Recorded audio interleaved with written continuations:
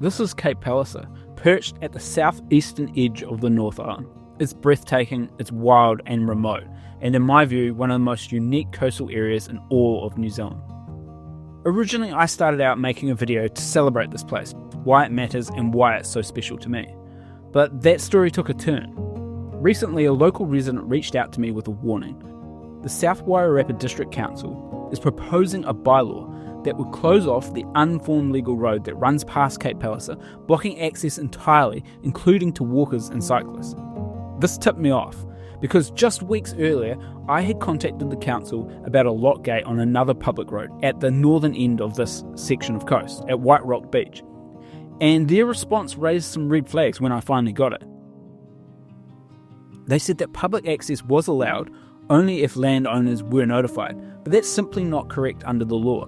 These unformed legal roads, commonly known as paper roads, carry the exact same public access rights as any other legal road in New Zealand. So these two incidents, two ends of the same coastline in one troubling pattern. I've come to believe that the South Wairarapa District Council is attempting to systematically restrict public access to this coastline, and they're trying to do it really quietly.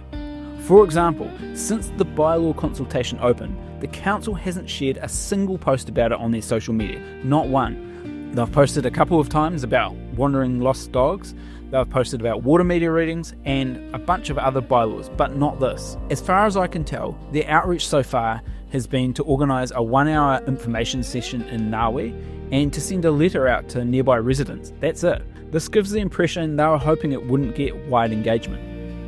Now, let's get into the proposal itself. At the southern end near Cape Palliser, the council wants to restrict all access to an unformed legal road, except for landowners and government agencies. The bylaw was developed in consultation with the local iwi, Ngāti Hini Waka, and would prevent access to everyone else, including walkers and mountain bikers, unless special permission was granted. At the northern end, when I raised concerns about a lock gate on a public road, the council told me that access was still required, notifying the adjacent landowner. That's just legally incorrect. It suggests a lack of understanding or a misrepresentation of public road access rights.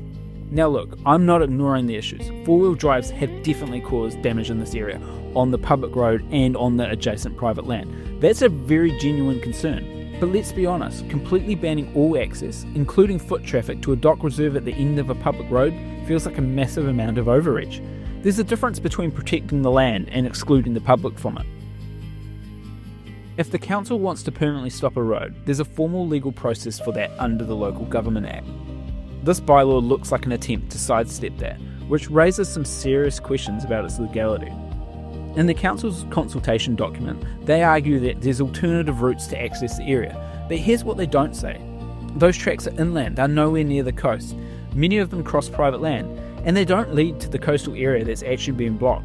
They've also claimed that the public road leads to a dead end, but if you look at a walking access map, including the council's one, that's simply not true. It connects directly to the dock reserve and the coastline. There's a really easy middle ground here and a really simple solution, and it's not been suggested or offered by the council.